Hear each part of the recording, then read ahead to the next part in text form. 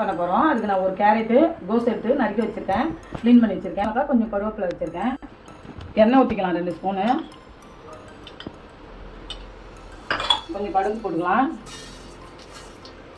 2 சீரகம் போட்டுக்கலாம், உளுத்தம்பருப்பு 2 போட்டுக்கலாம்.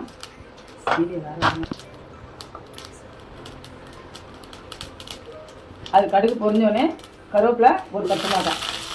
இப்போ நம்ம க்ளீன் பண்ணி வச்சுருக்க கோஸ் போட்டுக்கலாம். நான் 2 ஸ்பூன் பாசிப்பருப்பு ஊற வச்சுருக்கேன், அதையும் சேர்த்துக்கலாம்.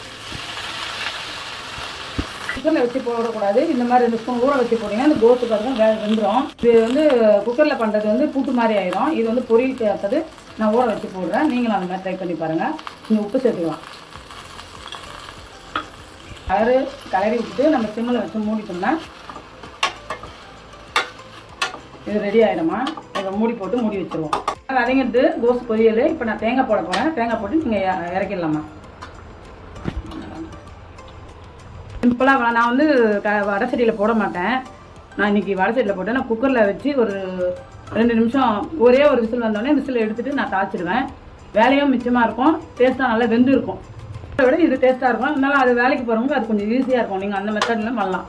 எல்லா காயுமே குக்கரில் எதெல்லாம் போடணுமோ நீங்கள் அந்த மாதிரி போட்டிங்கன்னா உங்களுக்கு வேலை மிச்சமாயிடும். நான் கடாயில் போட்டு பண்ணுறதுனால ஹோட்டல் ஸ்டைலில் பண்ணியிருக்கேன். உங்களுக்கு வேலை மிச்சமானால் நீங்கள் குக்கரில் போட்டு ஒரு விசில் உப்பும் காயும் போட்டு ஒரு விசில் விட்டுட்டு நீங்கள் அந்த மாதிரி எடுத்துகிட்டு தாளிச்சிக்கலாம். நார்மலாக தாளிக்கிற மாதிரி நீங்கள் தாளிச்சிக்கலாம்.